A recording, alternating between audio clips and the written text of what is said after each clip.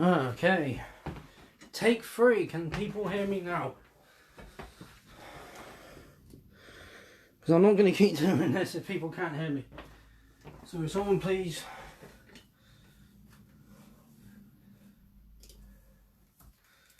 this is going to be one of those episodes, isn't it?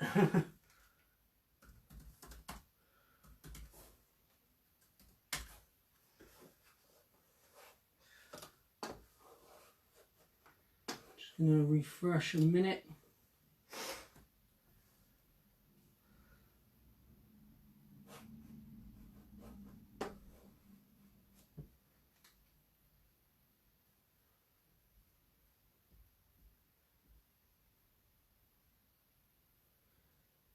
Just going to do something again. Same stupid thing I did last time. Not stupid thing, I'm just... You know, it worked before, I don't know why it's not working now.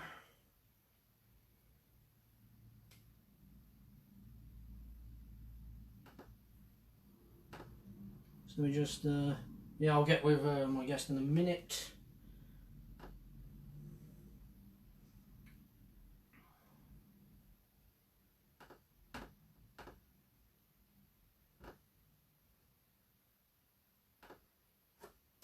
I think at some point people are going to be like, okay, well, you keep sending the same video. Well, apparently people can't hear me.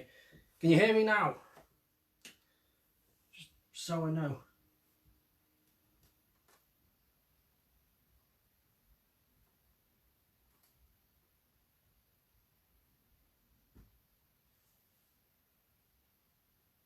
Okay, I got Joel watching me.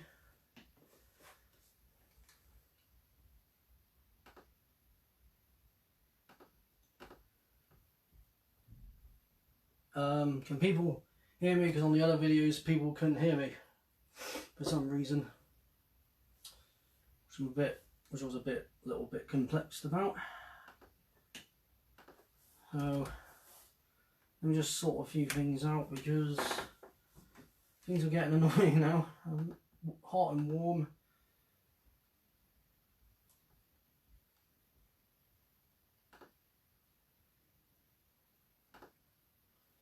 Oh, I got Mr. Floor Gore.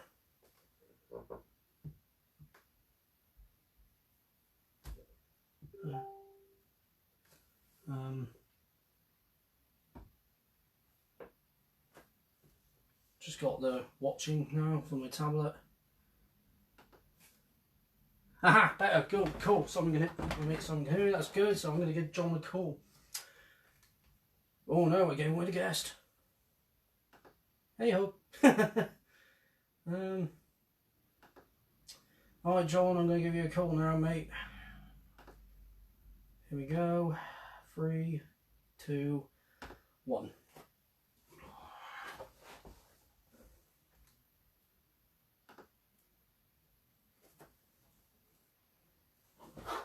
There's more shit. There's more shit. Maybe more shit. These people... Hey, there he is. Hello. How are you? I'm good, John. How are you doing? Is it Cleveland you live in now? No, actually I live in North Carolina, but I am actually in Columbus, Ohio now because that's where Kyle lives, our drummer, and we're getting ready to jam, you know, for the next couple of days. To work on some new material and stuff, you know. So oh, that's cool. I came up this way. Yeah, I'm originally from New Jersey, where I grew up. I lived in Cleveland for a little while. Yeah. Then I lived in Pennsylvania for a little while, but now I live in North Carolina. Nice. I guess wanting to get away from everything, you know. Yeah, I'm like that. Because well, luckily I can get to a field behind my house and go for a walk. But if there's people that's like, oh, I got no space, because you got to keep your distance and everything, haven't you? Yeah. Killer. So yeah. So thank you for joining me on Jake's Metal Chat, episode 3. Oh, cool. Awesome. Yeah, no problem. Yeah, because I had you know? yeah, I had David Gregor on the first one. Oh, awesome. Yeah, because I thought just see who wants to do it, and then like it's like cool, I'll do it. It's like sweet. Yeah, well, it's good that to be able to do this kind of stuff now. Just to Yeah, definitely. you know, it's you can't really tour or nothing like that, but it's nice to be able to just kind of at least still touch, talk to metal people and stuff, and just talk about metal and get away from the Yeah. real world and all the craziness. All the craziness that's going on out there. Also, I like your beard.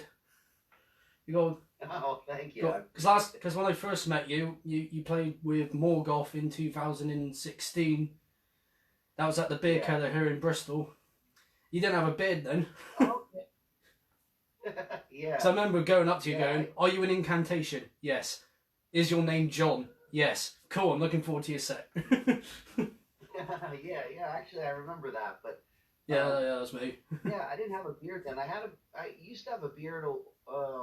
I don't know, maybe about 10 years back, and then I shaved it for a while, and just probably 6 months, a little less than 6 months after that Belphegor tour. Not Belphegor tour, the Morgoth tour. I decided, I'm sick of fucking shaving, just let it go. Yeah, and, might as well. Since then, I've had it. It's actually been a couple of years now that I had it, and I don't know. I'm happy with the beard, I mean, it's for me, it's a real pain in the ass on tour, especially trying to shave every day and stuff. It's just It's like, you know. Nah, throw away the razor. And it's like the more uglier I look and rougher I look, the happier people are. People are like, it looks fucking cool like that. So I'm like, it's fine. Yeah, just keep it. I have no problem just trying to let things be easier, and rougher and ugly. That's cool. Yeah, do it. You might as well. Easy. You might as well. For anyone out there who's watching this and doesn't know who this man is, well, a lot of you will know if you're into the death metal scene and been around it for a long time. This is John from Incantation. And what's up? And this band's been around for... How long have you guys been around for now? Would you say? We started in 1989 the summer, so we've been around for over 30 years. It's insane. I know, it's hard to believe myself, trust me. Yeah, it's nuts. Yeah, because it's nuts. Well, actually, I'm going to show you something off, because I'm working on a battle vest at the moment, metal vest, whatever you want to call it. Yeah. And this is one of the things that's going on it. Oh, okay, killer. One of awesome, them. Yeah. Not sure where, though, because I got all sorts. That's it's the Blasphemous Cremation artwork. Yeah, it's Chris really cool. Moyen stuff. Chris Moyen does great stuff for us. He's been with us for a long time doing artwork for us. It's really cool. Mm. Well, cheers. Oh, yeah. Yeah, cool. Cheers. So, yeah, you've been playing this music for a very, very long time, as I can see by your discography on, like, Metallum and all that, because you played in Revenant for a bit. That's correct, yeah. And then you were in Mortician. Obviously, Mortician. Yeah, Mortician was heavy as Revenant was anything. the actual band that I played in. Mortician, I was kind of like sessioning, helping them out for about 6 months before they got Roger in the band. Yeah. I was helping them out. That was a lot of fun, though. That's cool. At that time, Mortician, there was nothing like Mortician, at least in the U.S. at that time, so it was really fun. No, I can't really picture any bands before then doing what Will was doing when Mortician was going, because his voice is just, well, okay, this guy's kind of evil. Stay away from me. Yeah, because big muscles and everything. Yeah, okay, this guy looks like a scary dude. Is he alright to hang out with? Is he a pretty chilled out guy or not really? Yeah, no, he's cool to hang out with. I mean, back in those days, everybody was a little bit crazier, Like, of course. Definitely. That's me now. Definitely, we got ourselves in a good amount of trouble back then, just being, young kids and being kind of stupid and stuff. But, we're all friends and we all have a good time just hanging out. It's a good vibe. I mean, definitely, over the years too, everyone's kind of mellowed out a lot. Oh, of course. The older you get, you chill out a lot more. You don't want to cause any problems, but we had some fun times. But yeah, sometimes it was like when I was young with Mortician. Definitely, we had our moments where things a little bit, a little crazier. Some shit went down, but for the most part, it was all, it's all good, and everything that we did was just fun. It was we were just, a lot back then. It was just a lot of drinking and stuff, and just, As you normal do stuff when that you're in a happens. band or going to shows, you do a lot of drinking. I do that. I try not to drink as much. I try to limit myself to like 3 pints or something, but end up drinking more than that when I'm at a festival, because it happens. Yeah, It's like, oh, yeah. I mean, sod the rules. yeah. I mean, it was all in good fun back then. But yeah, these days now I don't really drink too much. A I'm little trying bit to here cut and there, down, but but it's not such a big deal. Back then, you used to always get pretty wasted before going to shows and stuff like that. It was just that's you know pretty I standard. don't know if it's too natural. It was metal. You're a metalhead. Especially a metalhead in the early '90s. It was just like you just want to go out and have a good time and That's you it. know. That's it. That's it, really. Well, yeah, I was watching that Mortician footage that Cam had on when he was interviewing you, and it looked like Will was about to punch you in the face because you kept tuning. He was Yeah, just like this. What are you doing? yeah, We've got a show, man. yeah, We'll kill you. yeah. Yeah, he used to be like, he would say something to me like, "Dude, come on, dude. Dude, come on. Like, if that was me, I'd be like this. Yeah, Look, you are like watching tuned that A or something. Come on. Yeah, I was. Trust me, I was horrified on how much tuning I was doing. I don't understand back then why I just didn't use a tuner on stage. It would have made Yeah, it life made so much sense easier. because a But lot of bands do that for some now. reason, I'm trying to They're just tune by tuning. ear live. It's just like Will's probably like, either I'm going to kill you or drummer's going to kill you. One of us is going to do it because the drummer was who was the drummer at the time? Was it Matt? Yeah, it was Matt Sitcher. Yeah, Was the because drummer at the time, because obviously he's not with us anymore. He's been gone yeah, since '94. yeah, yeah. Yeah, it's nuts because I read out how because I saw a picture of him. He was wearing like a long sleeve Mortician shirt, and he was just like over a pit of fire, just with his hands out. I was like, wow, this guy looked like a crazy dude to hang out with. Yeah, it was a shame. I mean, Matt Sitcher was a super cool guy. Yeah, I mean, he was a crazy kind of partier kind of dude too at the time, but super cool. I had a good friendship with him even before I was playing a Mortician. I was good friends with him and stuff. Yeah. So it was a lot of fun to be able to play with him. But yeah, um, you know, it was sad, sad what happened. But Yeah, I he saw won. what happened. I read up what happened. I was like, God, that's got to suck. Well, it's some what happened with some of the people we used to hang out with. Some of them just got into harder drugs and stuff like that, and just Again, you know happens. it's always one of those things where unfortunately there's casualties sometimes when people start Yeah, dabbling too hard in it. You just gotta hope that it's not too bad. And we're lucky we didn't lose actually more people. that's But that's good. you know, They didn't lose really, any more. really a sad thing though, because he was a really really nice guy. Yeah, and what I've heard of his drumming is his drumming was really good as well. I really loved his drumming. Yeah, well, and actually, like the reason why we even got our first our first communication to work with Relapse was through Matt Sitcher. I was just going to mention Because, Relapse. Yeah, I went over to his house. I think we were getting ready to go to a show we were playing in Buffalo or something like that. I don't think it was the Day of Death show, but it was another show we were playing afterwards. And Don't know. he showed me a flyer that he had. He's like, "Oh, his company Relapse is putting out our 7-inch, and we had a 7-inch already released by this company called Seraphic Decay, but they ended up kind of screwing things up. So we're looking for someone else to release it." He was like, talk to these guys. These guys are really cool. And yeah, basically because he gave us kind of recommendations, that's how we got hooked up with Relapse in the first place. And for us, it was an amazing relationship we had with Relapse, especially No, that's cool. early on. Because for Incantation at that time, nobody really wanted to sign us because none of the bigger companies really wanted to take a risk on something that was so outside of the box like we were doing. They wanted to get a little more, easy to retain death metal. Maybe they weren't looking for super, brutal and darker stuff like we were doing. That's the thing, isn't it? Without that relapse connection, who knows where it would be? Who knows? You might not. No one would have known who you were then. But then obviously you got signed with Relapse. Yeah, I mean, first time I heard you was the first Incantation album. That's how I knew about you guys. Was the first Incantation album. The very first one. What about it? That's how I found out about you guys. Was the very first album you did within the very first Incantation album.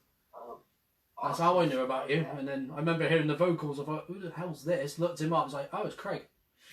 Craig Pillard. Yeah, now, what's Craig like back in the day in the death metal scene? Is he pretty chilled out, or was he a bit crazy in his own little way, or what? Well, I think all of us our own way were a little bit crazy, but I mean, for the most part. I don't mean any disrespect when I ask that. I just want to know what he was like as a person. No, I understand. I don't think there's any disrespect or nothing. I mean, he was pretty chill for the most part. I mean, he's pretty easygoing. Yeah, he looked like it on stage when I was watching footage earlier, and he looked very chilled on stage before even playing the guitar and opening his mouth. Yeah, it was kind of like, we were all of us in Incantation. We were pretty easygoing as far as just hanging out and stuff like that. I mean, we were just when it came to the music, you were really serious and playing live, everything, like that, all the aggression and hatred and stuff like that kind of came out, I think, live with the music. But as far as like hanging, we were all just like having fun. It was just a really, really easygoing vibe. There was never any like, real issues. No, well, that's good then. And, just it was simple. We were just hanging out. There was a lot of great bands at that time, like Rotrevor. Yeah, I was just about to say Rotrevor. Yeah, because they're really good. Immolation, bands that we were friends Suffocation. with. We were all just kind of just metal fans, just having a good time, just hanging out. There's gonna be some craziness. What's that? There's gonna be some craziness. Obviously, if you're in a band, you hang out with people who's like, oh, we're really good friends. Let's go a bit crazy. No, let's go ultra crazy. Yes. Sort of thing. Yeah, but no, it was great. I mean, especially for like the Onward Go Battle lineup, it was just at that time there was a great vibe in the band. This is the reissue because it's got a 2006 one, I think, because it's got Eternal Torture on it. Okay. Yeah. Because it's got the DVD, and of course there's a little picture of you guys right in there. And I'm guessing, where are you? I have no idea where you are. Is that you? Yeah, that one's me there, yeah. I was trying to think, because Craig's right there. Yeah. And then the other two guys, which I'm trying to remember the freaking... Oh, no, right here, Ronnie and Jim. Jim, yeah. Those were really great times in the band. We really had for me, and I think all of us in the band, it was a special time because we weren't really expecting to do well as a band. It wasn't like we were expecting to do horrible, but we just didn't, it wasn't like a game plan, like we're going to put on an album and people are going to like it. Yeah, you just don't know where you're going to go. Yeah, so everything was like a new experience, and it was just fun to be able to, we put so much hard work into the album, and then to have a positive response was, a great thing. And I think we all really appreciate the fact that we were able to, put out something that ended up being more important than we realized for sure at the time. Yeah. It's almost like even after like years and years looking back on it, you realize that it made more of an impact than we even noticed, because we didn't really, at the time you just do it. Yeah, you do it. Just doing what we did and felt we wanted to do things our way. We were kind of pretty stubborn on how we wanted to do things, but it was, it was on reflection. That's a given. This is actually something really different and really, important to the scene. At Yep. the time, though, we had no clue. So I'm always honored the fact that anything I did had, impact on people. Yeah, definitely. It's like at this point, it's became an influence for other bands. It's really Yeah, really it's an influence on me because I'm working on a death metal band at the moment, and this one is a very dark album, I have to say, because adding the guitars and then adding Craig's vocals in there, because Craig's vocals all seem to add that much more of a level of darkness to it, because his vocals are just awesome. Same with Will as well, because his vocals are such a great vibe. We just really wanted to make the darkest, evilest, most. You succeeded. You possibly could, You succeeded. I have to say, you succeeded with it. Yeah, and it just, it's definitely awesome to look back on it and to realize that we were able to accomplish, our objective at the time. We just, like I said, you just do your best and stuff. Yep. With an album, and you hope it comes out good. Especially back then, we didn't know what we were doing. It's just like, go. In the studio. Right, let's go in. Right, do this. Now I'm gonna have a beer. What?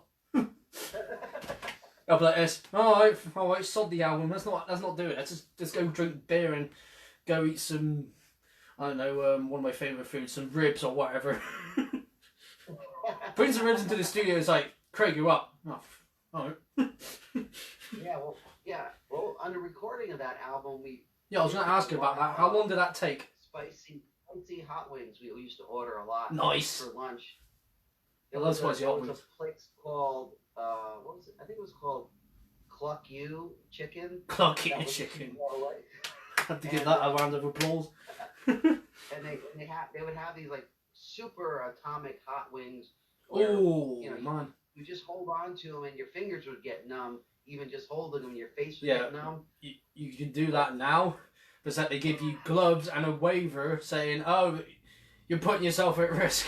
Because a mate of mine, he did it with this really hot atomic burger. Because we got a place they called Atomic Burger. Yeah. And he went there, did the challenge. He didn't finish it though because the sauce was so hot. If I did it, I'll just be like this. Yeah. I'll finish it. No. Just no. Kill me. So don't touch your eyes. Why? Oh crap.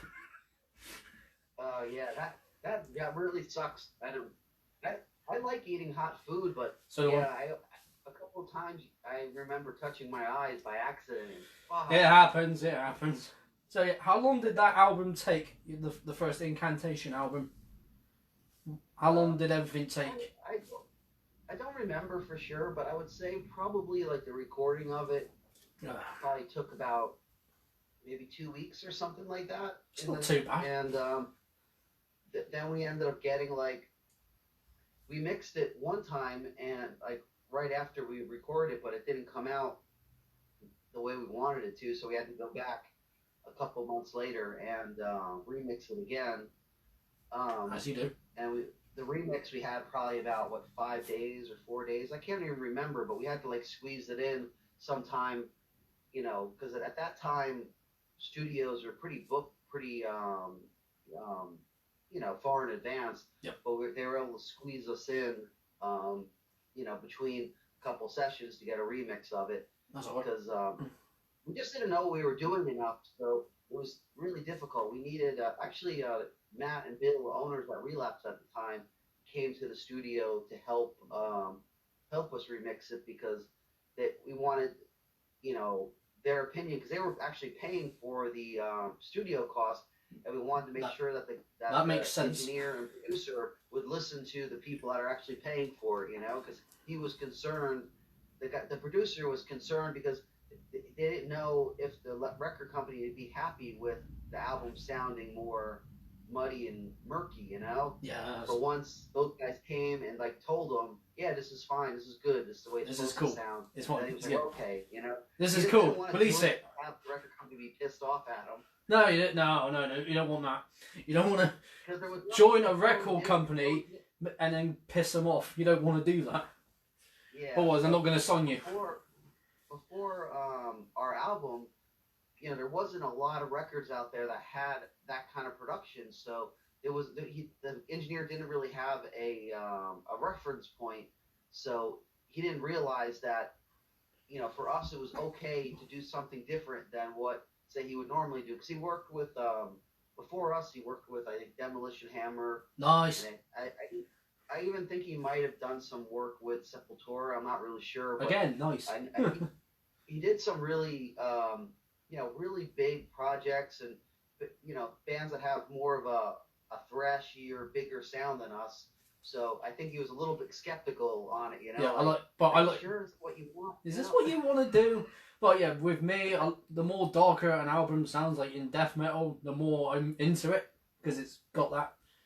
Like with the Swedish death metal stuff, they got the HM2 pedal, they add that to it, and it's just, okay, this is really, this is what I like. Because my mate Simon, who's at work at the moment, he's more into his like gore grind and stuff like that. But well, I'll be like, check out Incantation, Simon. Check out Incantation, And also, before we continue, my mate Ross Staffin says, "Hey Jake, me, and John. Hope you're both doing well." Ross Staffin, mate of mine. Hell yeah. Yeah. Fucking metal. Fucking metal. Yeah. You mentioned earlier that you knew Matt and Will before Mortician.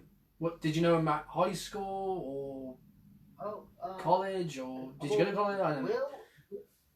Will, I met Will only a little bit before I joined Mortician. I knew him from Mortician because before they released, before I played with them, they had a rehearsal demo out, and I was actually friends with the Immolation guys, and from the Immolation guys, I got to know Will, and as far as Matt Sitcher, I knew him before he played Mortician, not from high school or anything, but when I used to play in the band Revenant, I used to go to all the areas where metalheads hung out at the time, and there was I was from New Jersey, and he was from like upstate New York.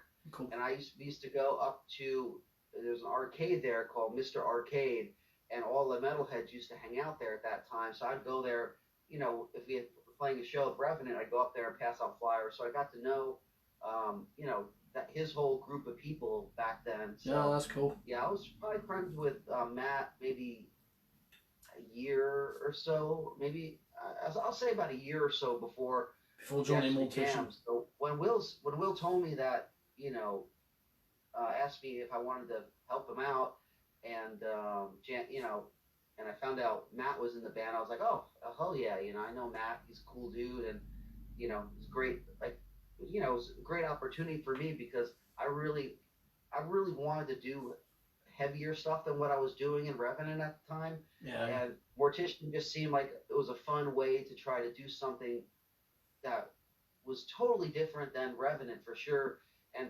was something that wasn't like so much my musical vision. I was working with someone else's musical vision, because for me it was a learning experience to work with Mortician, because just to do everything in a very barbaric, simplistic vibe and have a great impact was a good thing, because at that time with Revenant we were playing really technical stuff, so it was really nice. Yeah, I've noticed that. I've heard it because I've heard Revenant. Yeah. I've noticed that very technical. Yeah, so when I got the offer to play with Mortician, it was like polar opposite, where I was just like, it's not technical at all. Yeah, so it was. I learned a lot from that, because we were able to make more of an impact with the music, with only a few simple chords or something, but it sounded so massive, and I definitely took what I learned in Mortician and it helped me grow as a musician, and it became part of what I was doing with Incantation. I just everything that you do, and that was part of the my learning curve at that time. Yeah. Plus, really early on in Incantation, we needed a vocalist to do our demo, so we asked Will to do vocals for us as like a favor. Like, I was helping out Mortician, he was helping out Incantation, and for us, it was really great to have Will, because Will was the heaviest vocalist that I knew, and one of the heaviest vocalists of that time. So to be able to do our Incantation demo and have somebody that fucking heavy and so brutal as the vocalist was such a great starting point, for us. And I think it really helped, um, you know, be the blueprint for say what Craig and everybody else absolutely. after him has done vocal wise, because it was so Will was definitely somebody that was looked up to at that time in the U.S. death metal scene because a lot of our bands in our area we never heard a vocalist that was that fucking brutal. Well, no, because And not very many people were doing it. yeah, I mean, even bands say like Cannibal Corpse and stuff, they were doing more of a Dark Angel style vocal. Yeah, because that's what Chris's vocals sound like when you hear the demo. His vocals were a little bit higher before you got down low. And we can say the same with Cam Lee from Massacre, because he was sort of doing that in the early 80s. And then you heard Massacre in 86 with that live show, his vocals got a bit lower there. Yeah. So him and Will, obviously. Cam Lee was definitely a influence Will had. I mean, we were all influenced by Massacre for sure, but yeah, vocal wise, I think Will was really influenced by Cam Lee, and he wanted to take it to the next level of heaviness, Yeah. And because he always go heavier. It was just really cool. It was cool to be a part of Mortician at that time because every time we played, people were just like, "Holy fuck!" What the fuck is that? But it was so catchy that people were able to like enjoy it at the same time, exactly. not know what the fuck hit them, Yeah, because I remember listening to Mortician, the first one. I think it was about 2008, 2009, some around that time. Yeah. And I heard Necro Cannibal from the first album. Yeah.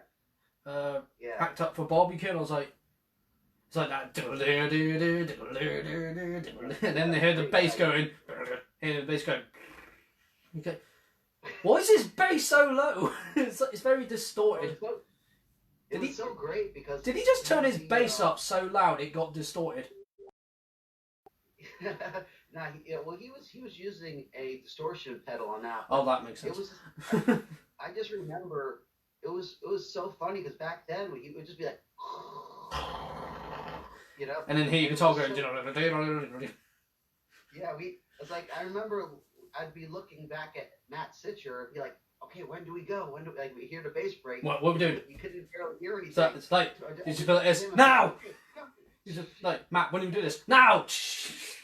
Yeah. Because I'll be like this. Don't worry, I can hear the bass parts. No, I can't. Yeah. Will, what are you doing? That is a good bass player. When I was in the band, we did like the early songs, like the song Mortician, was it Brutally Mutilated? Brutally Mutilated, yeah, I've heard that demo. It was really good. Really good demo. Then we had, what was it? There's a few other ones that we wrote while I was in the band. What's the other one? The Mortal Massacre, is that another one you want? Yeah, Mortal Massacre was one of them, yeah. And it was I can't remember, but there was about we had a kind of a short set. I mean, it probably had 6-7 songs that we played. Then we would do a cover of "Scum" by Napalm Death. Yeah, I like that cover actually. Hearing Will's vocals over it instead of like hearing like Lee Dorian or Bonnie Greenway or even Nick Bullen, who was the original vocalist. Yeah, and Napalm Death was that influence? An important, influential band too, for the scene back then. Especially, I mean, for me, when I first heard Scum, it was the heaviest thing I ever heard at that time. Oh yeah, I got to agree. It is a really good album. It's like two different sides. One's more punk, and then all of a sudden you get the metal side with Lee and Bill and Jimmy, who's been in a lot of cross punk bands here in the UK. Yeah. You just got all those different people, different sounds, because Bill obviously had Carcass. At that time, it was way ahead of its time when it came out. It was just not many people wanted to touch it. Punk taken to like the most extreme level possible. Yeah, it's just like, right, how can we make this any more heavier? Do this.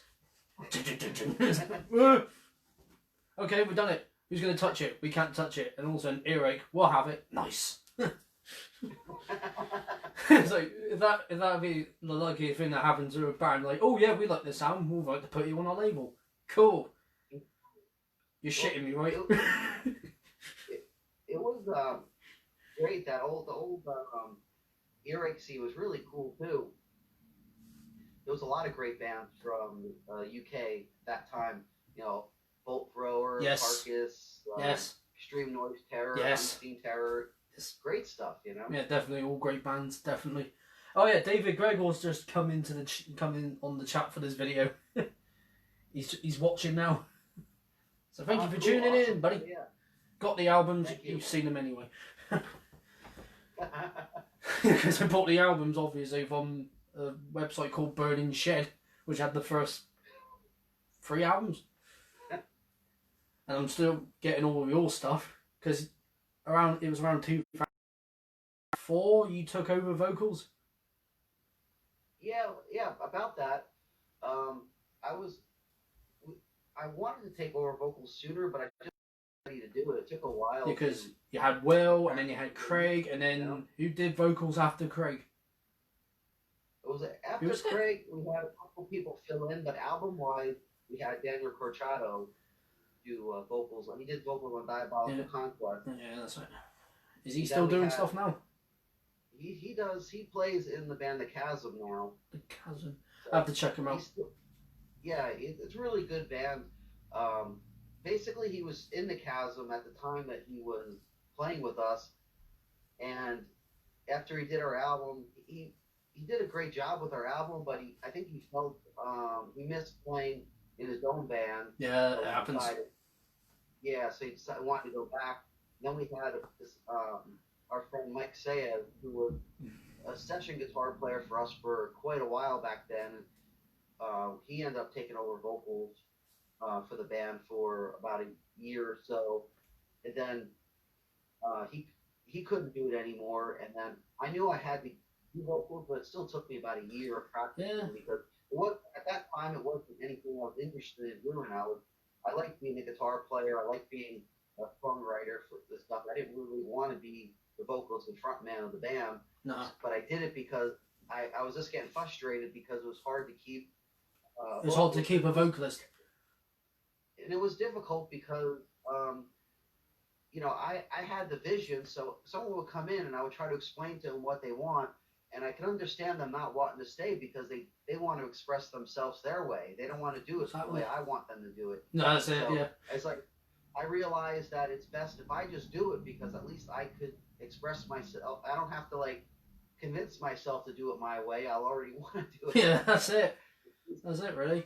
Well, and also, was that easy transition from just playing guitar to go into guitar and vocals? Was it easy, or as soon as you started doing it? No, it was a pain in the ass. I mean, it took. Because I'm trying to do that at the moment. I had to do the tones and stuff like that. Get all those low tones took a while. Yeah. And then after then, I had to learn how to play guitar and do vocals because for years I was just playing guitar, so I wasn't comfortable, playing guitar and doing vocals. Well, you have excellent vocals, by the way. I love your vocals. Wow, I appreciate it.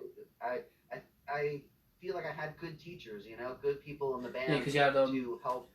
You had Will, you had Craig, obviously, and there's probably some others outside of the band that influenced you as well. Yeah, it just, but yeah, it wasn't easy. It wasn't until about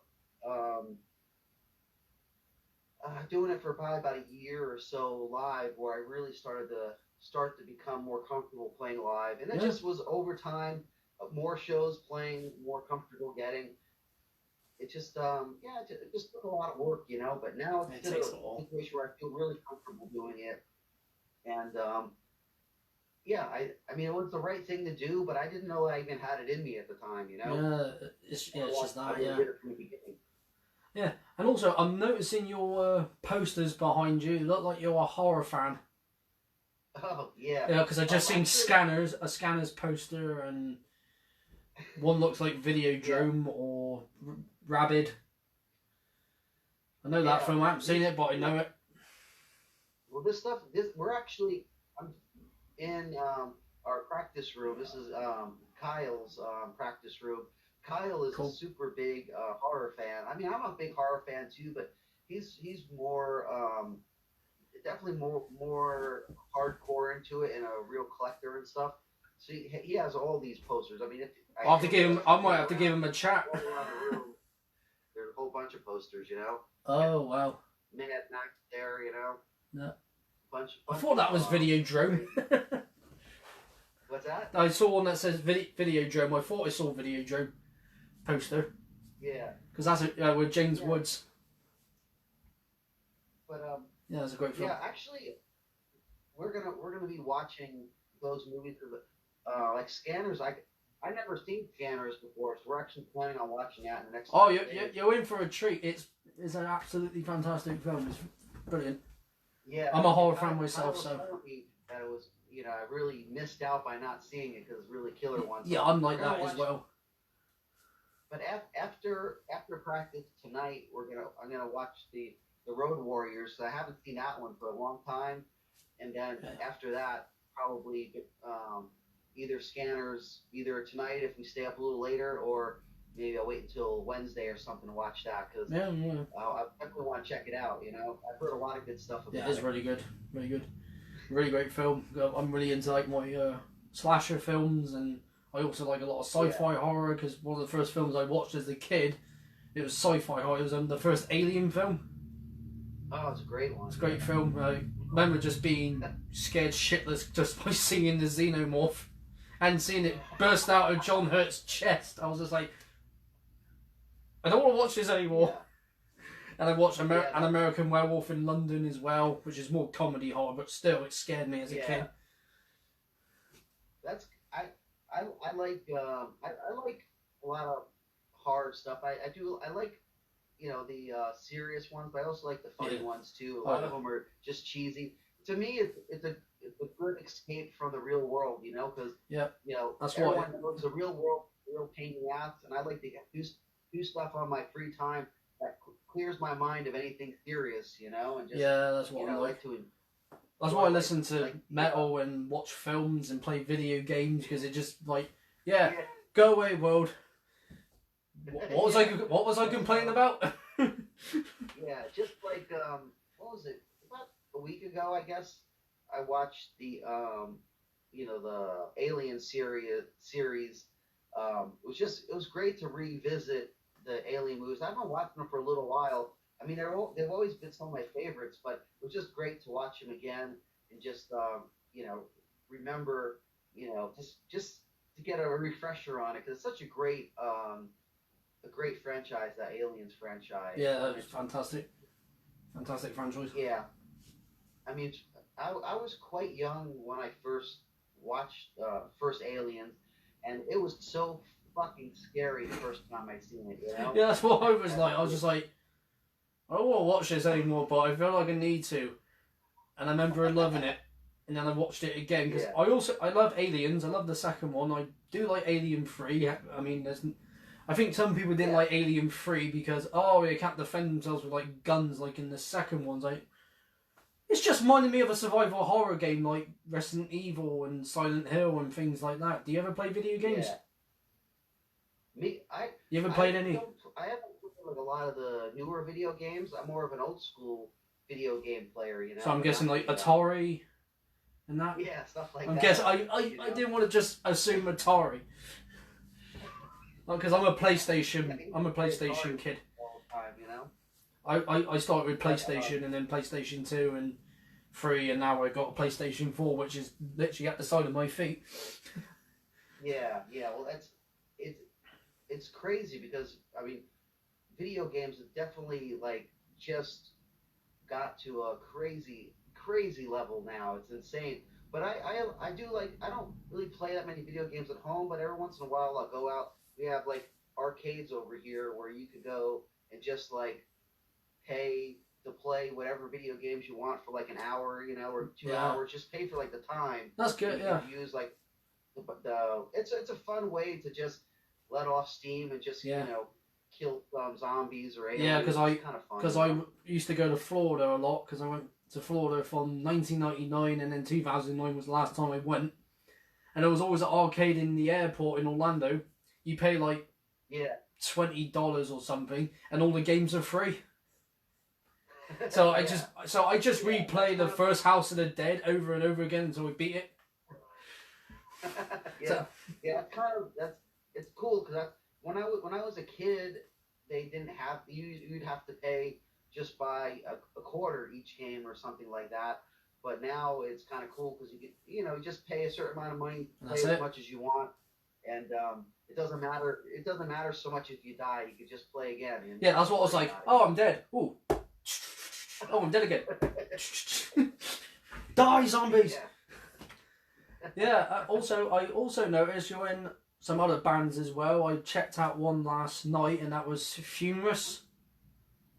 Okay, Funerus. Yeah. Funerus. That's your wife's in that band, isn't she?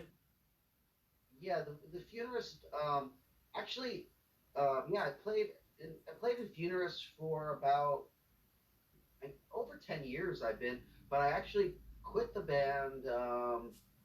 Maybe I can't remember. Maybe 3 years ago or something. It just I was getting too busy with Incantation, and that's your main I didn't band. want to kind of hold back Funerus from doing stuff, but it was a great, a great fun band to play with. I mean, it was, we had so much fun. The guys in the band are all super cool and stuff, and just the vibe of it was kind of like, the more simple stuff.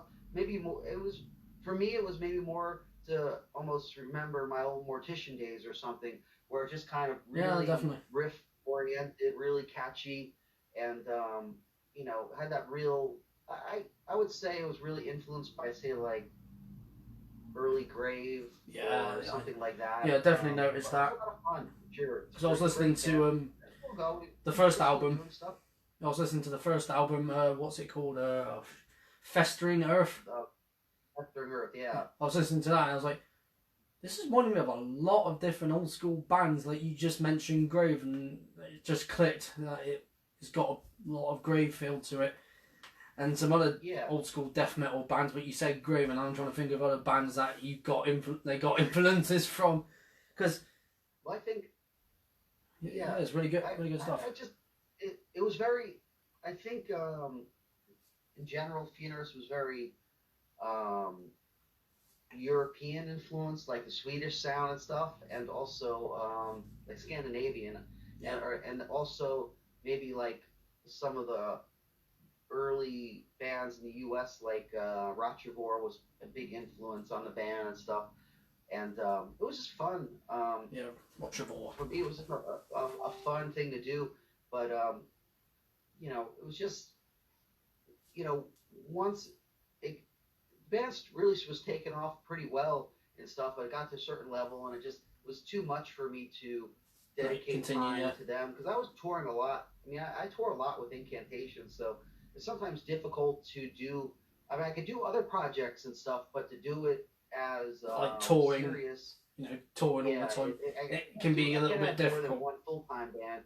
If anything else I do, they have to kind of realize it has to be on the, a schedule that works with Incantation.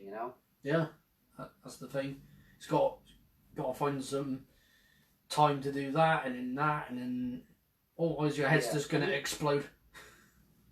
But I've in the last couple of years, I was able to do vocals for that Beast of Revelation project. It has my friend AJ from the Netherlands.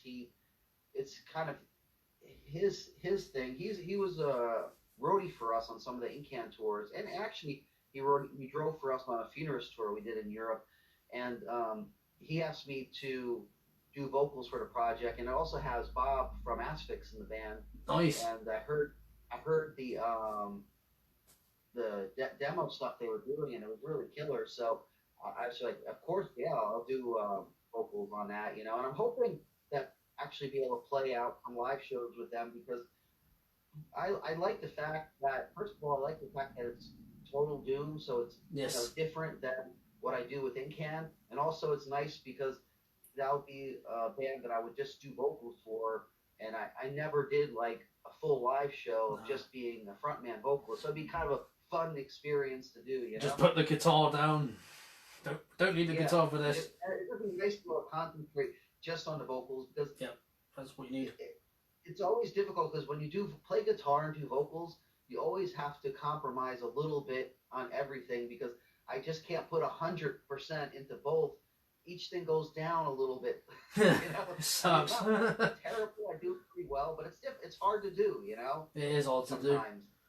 It is I mean, hard. I go on autopilot with guitar when I play, so it's pretty good. But you know, it'd be nice to be able to just focus on vocals and just give every bit of myself vocally. You know, and also another project I've been doing is Tribes of Pazuzu, which was Yeah, I saw that name. I was like, that's a cool name. yeah, yeah. Zuzu. I just do guitar in. And my friend Nick, who used to play in a I guess he doesn't play. He used to play in a band called Soulstorm, which was more of a industrial metal band. But he wanted to do a death metal project, and you know, I've been playing guitar for them on recordings. We don't have anything live set up, but you know, we would like to play that live too, and that would be fun too because it's music that I didn't really write any of the music for that band. It's more, you know, just being able to play and get Nick's idea out on guitar and stuff. So it's a lot of fun. Yeah, that's cool. It's nice for me as a like I mentioned before, even with Mortician, it was great because I wasn't like writing that music, and so it was nice to be able to play stuff that other people are writing. So Will was writing everything then. You know, it's nice to do my own stuff with Incan or something, but it's good to be able to play other people's material because you learn from other people's style, and it's fun sometimes to just go up there and just play. Yeah. You know, make someone else's vision come to life and just kick ass and just have a good time. You know. Yeah, that's the main thing. That's why I like playing this sort of music, so I can just have fun with it. Because I just released an album with my stoner doom death metal band. I just do vocals for it, but now the guitarist is asking me to do guitar for the next one and do it live. I'm like, I'll just stick with vocals for now, but let me see if I can practice doing guitar and vocals at the same time. Yeah, you know, it's odd. It just takes a while. It takes a while because separating the vocal from the guitar. Like when I first was doing it, I naturally wanted to follow the guitar riff because when I would just play guitar, I would hum the riffs in my head while I'm playing, just kind of whatever to play it. And then when I have to do vocals, I have to naturally at first I wanted to just hum the vocals to the riff. Yep. But sometimes the vocals are on top of the riff or in different areas. So it took a while to get the brain to split into two. It's kind of like maybe a drummer. It takes a while for the drummer to be able to split the feet and the hands. When you first try to play drums, it's like you want to hit drums all the feet and the snare and everything at the same time. It takes a while to learn how to break your brain into certain parts where you're able to focus on both at the same time. Yeah, it is difficult. It is difficult. For people, it comes natural. It's just natural. It's like, how does it come naturally to you? It takes me it took me a couple of years or whatever. It's like, dude, I'm just naturally talented. Leave me alone. Yeah, well, people with talent. Unfortunately, I don't. No, I'm kind of like that as well. I just don't. But yeah, I was also looking up shows that you did with like Incantation and Mortician, and well, one was back in 1991. It was the Michigan Death Fest 2, which was Incantation, Mortician, which I don't think you were in Mortician at that time, were you? No. No, you were gone by then. Yeah, that's what they had. What's his name? Roger. They got Roger at that point then. Oh yeah, he joined at that time. It was you guys, Mortician. Cannibal Corpse, Baphomet, Mystic, Vital Remains, Lucifer's Hammer. I think Autopsy was on that bill. Yeah, Autopsy was on it too. Yeah. Yeah, because Chris Whiteford's brilliant. They were Repulsion, great band too. Yeah. I remember watching some footage from each different set because I saw the Mortician set, the Mystic set, the Cannibal Corpse set, but someone split into like 6 parts because he might have gotten a lot of footage out of it. So I was like, oh, okay, I've got to figure out which one's part 1 of 6, 2 of 6, and it's just annoying. Usually when I find stuff with you guys, it's like, oh, either there's 1 bit of footage, or there's 2 bits of footage, or there's 1 footage with 2 songs on it. Because I watched one with you guys playing in San Antonio, Texas in 1992. Oh, yeah. And there was one guy who came up to the front, he had like a wig on, he was headbanging and it fell off. I was like, yeah, that was and you still had your blue guitar by then? You still had your blue guitar? Yeah, that was 92, I think I can't remember, but I think that one was the show we played with Anal Cunt and his band Phlegm. Blinking at really, Anal Cunt and Phlegm. Show at Aqualand or something. It was like a Mexican restaurant where they had shows at back then. So I think yeah, it just looked, when I was watching it, it just looked like the crowd was dead. They all just sat down or something. And there's you guys on stage just giving it, oh, come on, and a few people headbanging. And it's like, that one guy with a wig and it falls off and he just picks it up and walks off. I was like, what is this? Yeah, it was a lot of fun. I was like, oh god. Yeah. Back then, losing my mind. Sometimes we play live and people just have no clue to what we're doing, you know. So yeah, you just don't get it. Because like, I kind of get what you're doing, but then I don't. Yeah.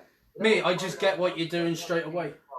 I get what you're doing straight away just by listening. It's like, yeah, I know what they're doing. How did no one else back in the day get what they were doing? Like, it's death metal. It's just darker. Like with Immolation's first album, you know, Dawn of Possession. That was a very dark album. Yeah, great album. That was. I remember distinctively when that album came out. I was still happy because Immolation, you know, they were signed to Roadrunner at that time, and it was really great to see one of the bands that we were good friends with, you know, get such a great deal. It was kind of like a win for all of us in our local scene because one of us getting a great opportunity like that. Yeah, that's a lot of fun. It's just a great album. Yeah, it's brilliant. And yeah, it was. I have a lot of fond memories of that. I mean, Immolation have always been some of my best friends, you know, growing up in the metal scene and stuff. So that's good. It was definitely it couldn't have happened to a cooler bunch of guys to get that. Yeah, because I've met Ross from Immolation actually, because we had a festival here in 2017 called Bristol Death Fest. Yeah. And they were one of the headliners. It was those two. It was them and Vader on the same night.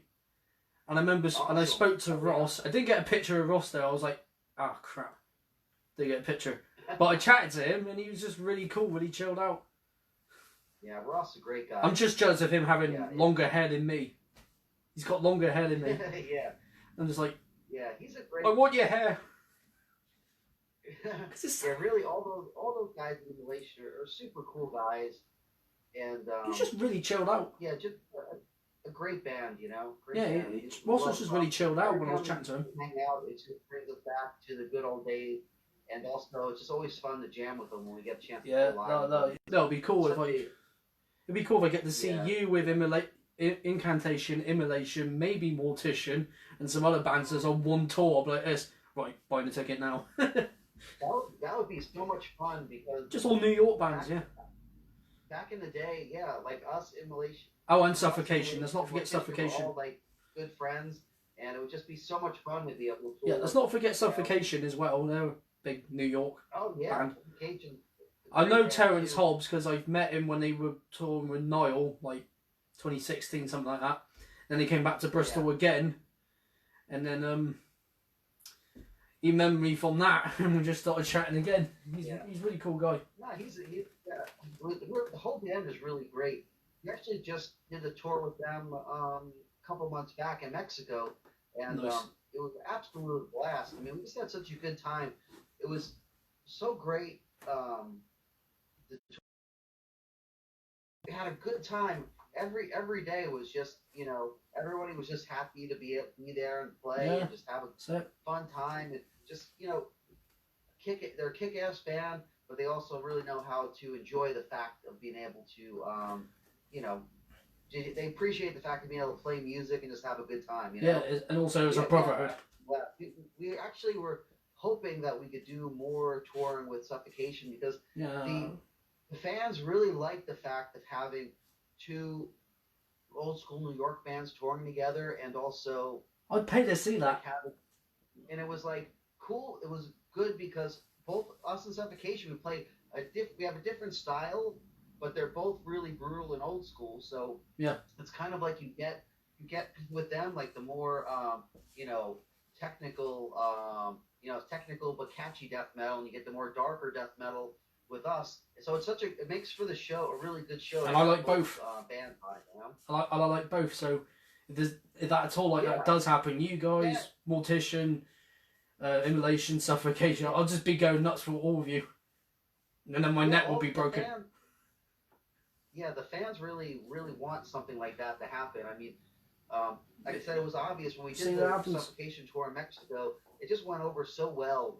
The vibe that we, at least for us in Suffocation, we realized that it would be a great idea to do this kind of tour around the rest of the world to be able to have that kind of old school show. Mortician or Mortician, would make for such a killer bands from that old school tri-state area. Yeah, because there's a lot of fans here in Bristol that would love to see that. Me being one of them. There'll be a lot of people. I guarantee you, whoever's watching, mates of mine who are watching this now would love to see that. Definitely. And it's great for me to be able to do something like that, because all those bands from that New York scene, we started a long time ago, and it really made you've been on for years, big impact on the death metal world. So it would be kind of fun to do it because it's definitely everyone getting to see where the music came from, at least our version of it, Yeah, definitely. Yeah, because like I said, there's a lot of people here in the UK, not just Bristol, but London and Birmingham and all the other places in the UK would love to see it, and it would just take off. Everyone would just be like, just going like, ooh. Me, I'll just be like, I gave the idea. Not really. Just be a night of just getting your ass kicked over and over again. Yeah, you just see me at the end of it, just like, I can't move. Please help. Yeah. Please give me merch, and I might revive.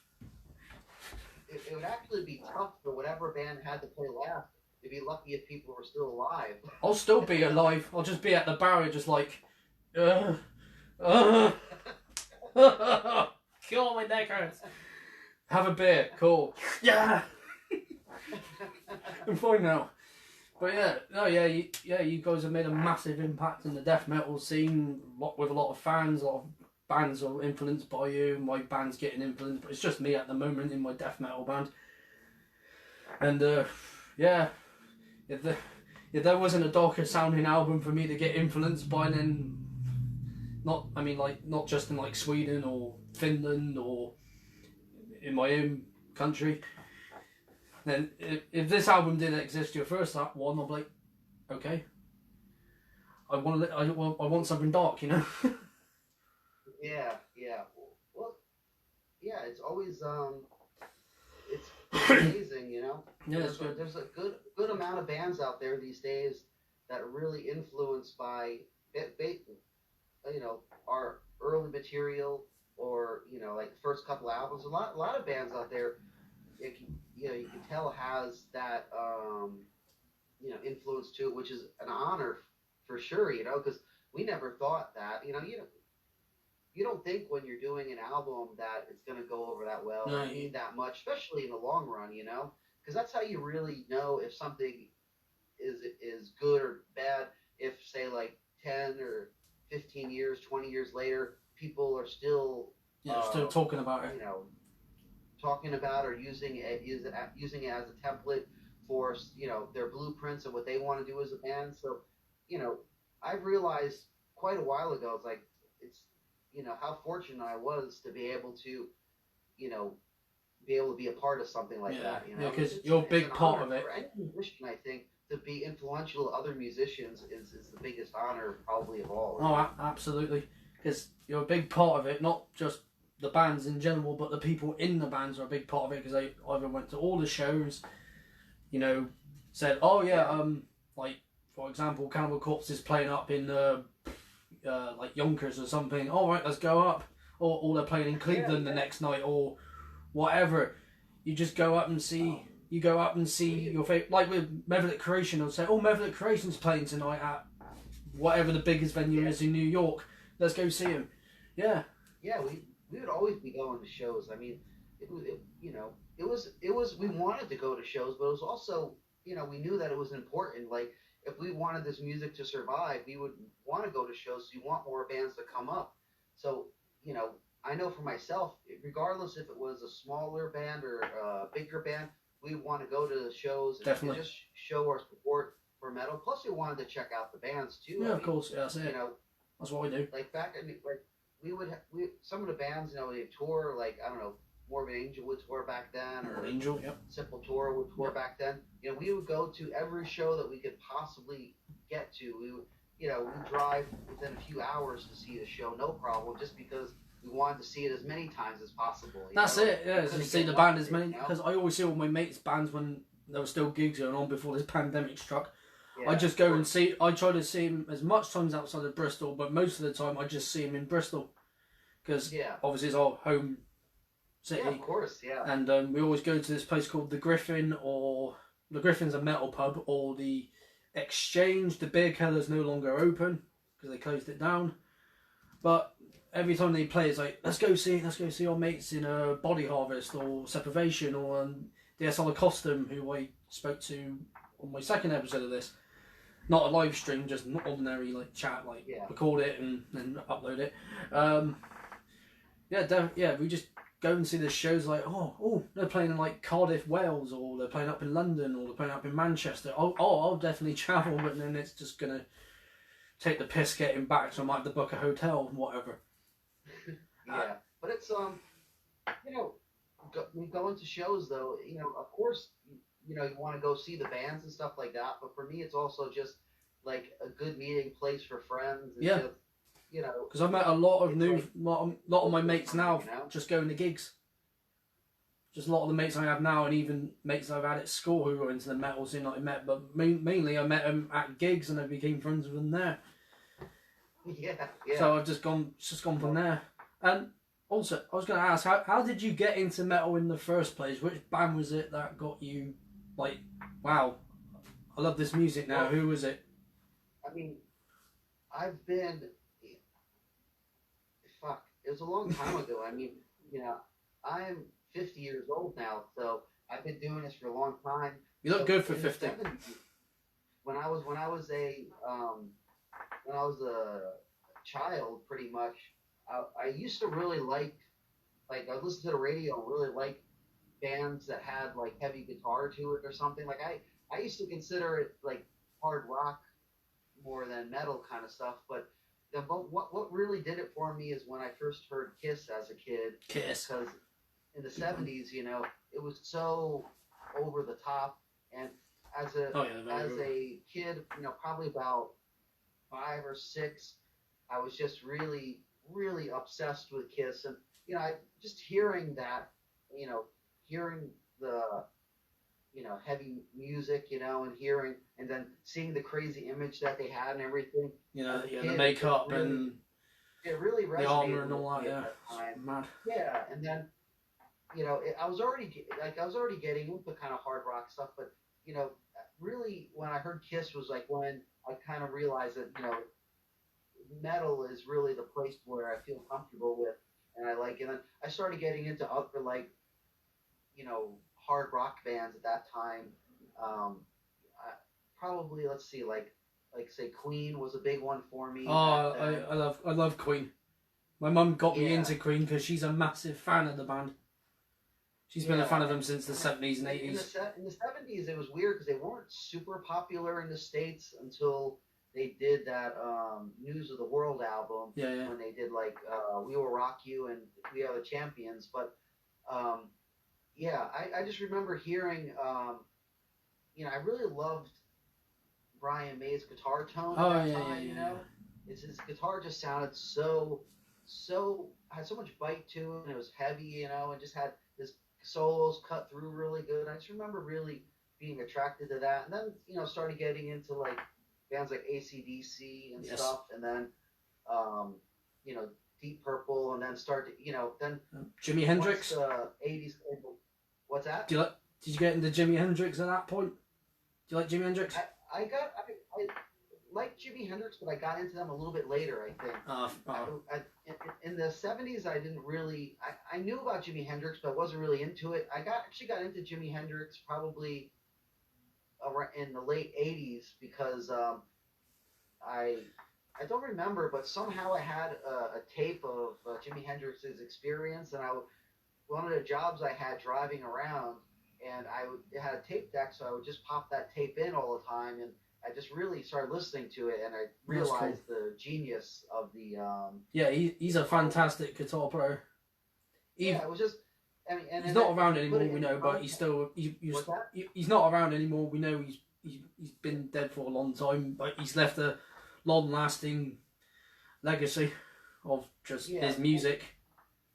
What was interesting was at the time that he was doing that stuff was way before anybody else was doing anything remotely like that. So if you just imagine, I mean, I wasn't even born when he was playing live and stuff, but nor was I. Well, I was born. I was probably born around the time he died, actually. But 1970 he died. Crazy guitar playing. In that time, I mean, there were great guitar players in the 60s, but I mean, he was doing stuff that was just like, you know, brought it to a whole new level. Like, what? Like, but basically, you know, just once I in the 80s, once I started hearing like a lot of the metal stuff, like I really late 70s, probably early 80s, I really started getting into like Black Sabbath and stuff, and then started hearing like some of the new wave of British heavy metal stuff, like Iron Maiden, Judas Priest, you know, all that stuff. Even Saxon was a big one I remember getting into a lot. Those, hearing that stuff really was like, it was a prelude to like thrash and stuff like that at that time. Yeah, definitely. And I kind of like followed, I got into a lot of the early heavy metal stuff. Some of the like Exciter was a big one. Fate, stuff like that. And then once I started hearing bands like Exodus and Metallica, and Slayer, and it was just like it just kept getting heavier and heavier, heavier until eventually you got to what you're listening to now. Then you start. I started getting into tape trading in probably the mid. Oh, that was a very big part of the early like death metal underground, like just giving out tapes. Yeah, I had some friends that were tape traders, so they introduced me to it, and then I started hearing like bands like Morbid Angel, and I hear like bands like Master, just a bunch like Necrophagia I heard for the first time, just a bunch of these old bands like Necrovore. It just really I heard it and I was like, it resonated with me because it was like this is something pushing the limits even more and more, and it inspired me to want to push the limits more and more in my own way, So absolutely, I'm the same way. I just listen to a band and I'm like, I need to push myself a bit more because I want to not sound like them, but try and be at the same level as them in like sort of like maybe somewhere halfway. It's an influence, I mean, a big album for me too was Possessed, Seven Churches. When that came out, I remember first time I heard it, I was just like, holy fuck. It's such a great album. I I love it. I got on vinyl as well. Funny though, And CD. When I first heard it, I didn't even understand that much because at that time it was so advanced, that. Yeah, it's just. But I knew it was something that I really ahead of liked, its and it took me time, a sort of listen, thing. I started to understand it, It's like ahead of its time, sort of thing. That album, because. Yeah, because I mean, the time that came out, I mean, I've heard. Yeah, that was 1985 that came out. I heard. What's that? It was 1985 that came out. The Possessed Seven Churches. Possessed So Seven Churches.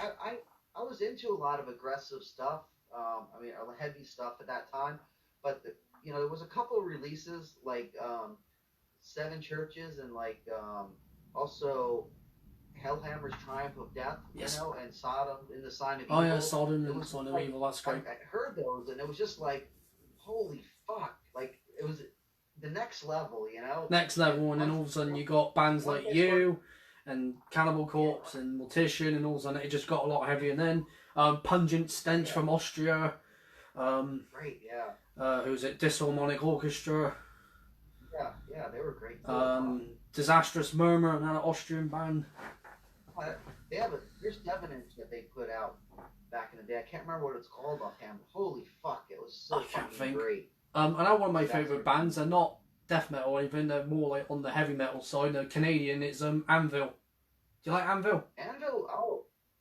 Did you ever know that? Because a lot of people didn't know who they were like back in the day. They didn't get much recognition. Oh, I bought the I love Anvil. Metal album back in, I don't know, probably around 84, 85. I can't remember. Yeah, I got Hard and Heavy on vinyl. I really like the song "The March of the Crabs" on that. It's really great. Oh, that's a great one. Mothra. The album in general. Mothra's a great song from that. And, it's my favorite by Anvil. But Anvil's one of those bands that were really. They were getting really popular at that time. They never kind of totally broke through or whatever. No, because there's the Anvil documentary, and they were talking about it and how a lot of people didn't know who they were, and they were like being passed over because the bands like Metallica were getting big then, and then there was other bands getting big as well around that same time, and they were just kind of getting pushed back a little bit. Not a little bit, they were just getting pushed further and further away from that fame. Well, they were more in that early heavy metal style, which was popular. It was popular in the early 80s to about 83 or something. Had that more of a new wave British heavy metal thing. Definitely, yeah. And I think if a band that played in that style didn't break by, I don't know, 84, 85, it was really tough for them to break through because it didn't sound quite as intense. No. And it was like metal was in a weird spot at that time because it was like you were either, like say with Metallica or Megadeth or Slayer at that time, or you were going. They wanted to polish you up like a glam metal band, and a lot of heavy metal bands. Can't say I'm a massive fan of glam, but there you go. All of a sudden turn into a glam band because the record company would, push them. Like record company would say, okay, we'll give you a deal, but you gotta. You got to glam it up. You got to have big hair like Motley Crue or something.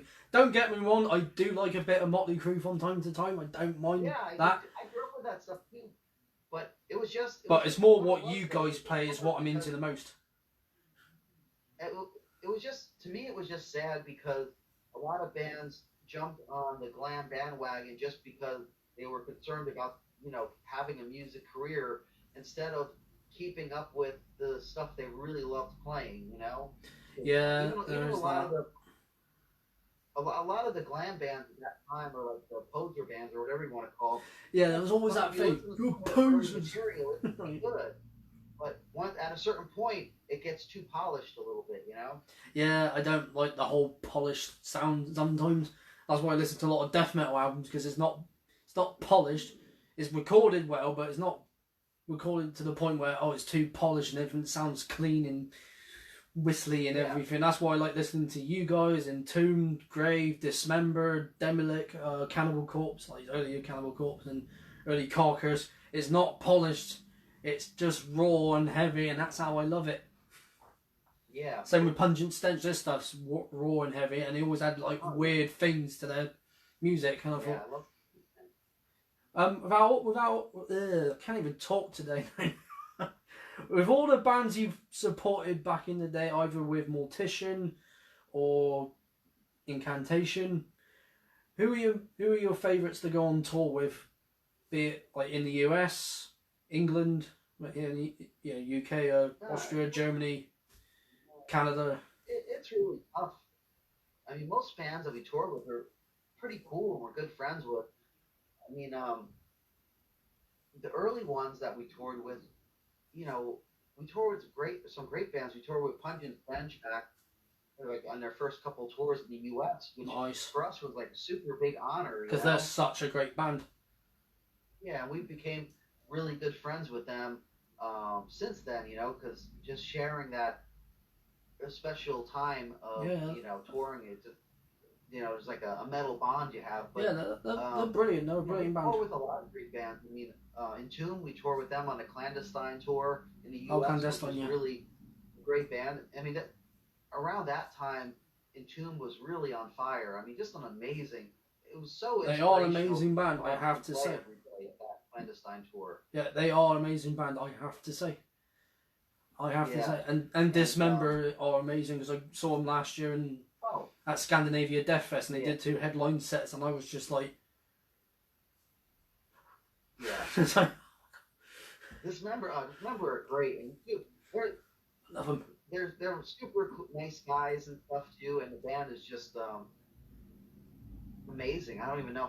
One of my favorites back in the day. I remember hearing their demo material. We used to trade demos with them. Oh yeah, the demo stuff like that. I've heard that. A great band, and that, you know, once they put out like an Ever Flowing Stream, it was just like such a good album. Like an Ever Flowing Stream is brilliant, and the second one's brilliant as well. They have a lot of great albums. A lot of great albums, yeah, definitely. They played a lot of the old stuff how I knew about Dismember playing Scandinavia Death Fest. I was meant to be getting a tattoo by a mate of mine, but I couldn't find the tattoo shop because I didn't think he explained where it was properly. I told David this, or I might have told someone this. I can't remember who I told now, but I looked on my phone when I was going back home, back here, and it said, Dismember have reformed with all original lineups and are playing Scandinavia Death Fest. Must buy ticket. So I put half of my tattoo money back in, came back home, bought the ticket, and I was like, I've seen Dismember. Oh, Grave's playing again. Yes, I'm going to see Grave again. And Benediction with David Ingram, he's back in the band now, so that was a big highlight for me. Did you ever tour with Benediction with David? No, and we never toured with them. We played some shows with them. We played shows with him. And actually, when the first time they came to the U.S., not for touring, but they came for press, I was like their chaperone in the U.S. Like I was driving them around. That's good. Like to, you know, they wanted to check out the sites of New Jersey, New York area, you know, first time. So those guys were definitely cool guys, and David's cool. In super good touch with most of them, but Dave's cool. He's a cool guy. I got him as a friend on Facebook. I mean, we got a lot in common because we both love metal, but we're both British as well, and we both love Doctor Who. But I think he's more of a fan than I am because he's been into it a lot longer than I have. Obviously, because he was born when it was like popular at the time and everything, and I didn't stop watching it until maybe like the late 90s because they always used to put the old episodes on TV. And Tom Baker's always been my favourite. And now David Tennant, he's a great Doctor as well. And Dave. He's a cool guy. A great guy. He's a great guy because I met him the first time actually there, and I got him as a friend on Facebook. I introduced myself in person to him, and he's like, "Oh, you're Jake." Is it not obvious from my profile? I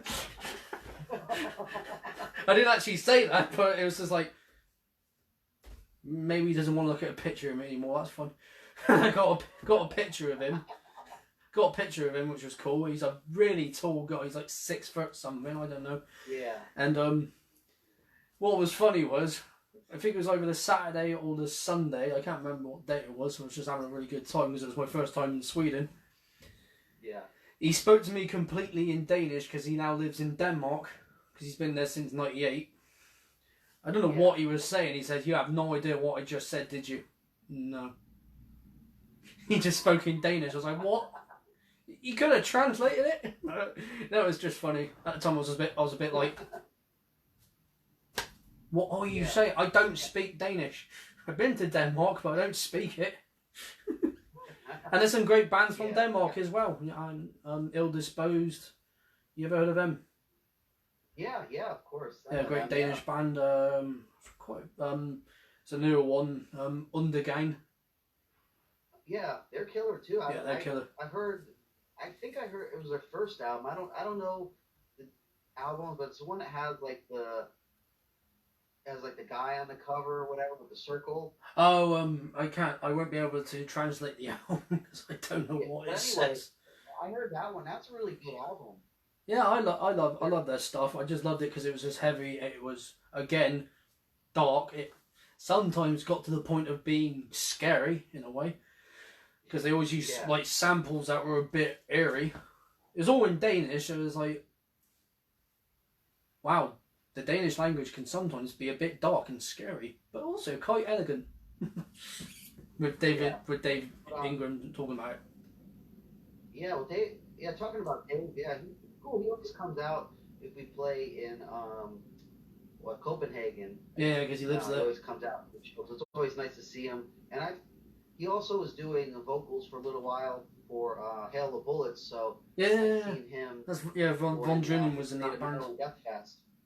Yeah, that's cool, man. Too. Good to see him, you know. Yeah, it's always good. Yeah, it's always good to see those you've met back in the day. Because I'm guessing you met like guys like Von Drunen from Asphyx. He used to play in Pestilence.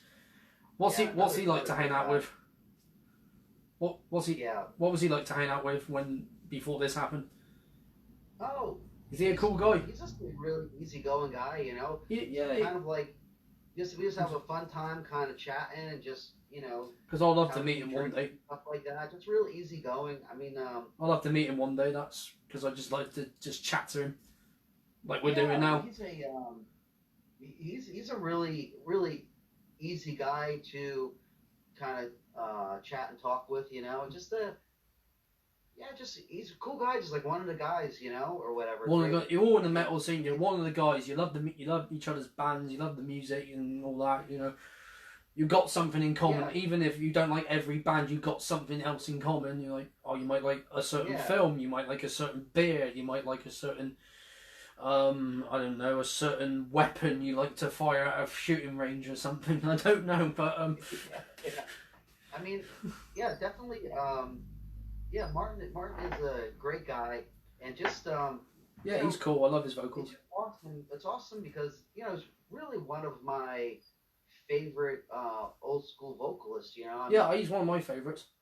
I mean, the stuff he does, Asphyx is just amazing. Yes, and also Asphyx is amazing. Early Pestilence stuff. Those albums are legendary, and it's just really cool, to get to meet these people, and everyone's just cool, having a good time, and just enjoying, definitely, just enjoying the fact of being able to play metal and have a good time. Just play metal, have a good time, because for a lot of bands, it's just we love to play this music because we love the music.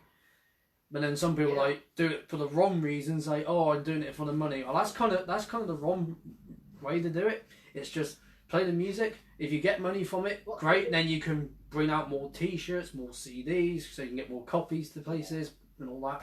That's the good thing about it. But really, it's just to play the music. Yeah, death metal is a very bad game plan if you're doing it for the money. Yeah, that's it. Yeah, you can't do it for the money. You can't really do it for the money. You gotta have a job outside of it. I mean, people.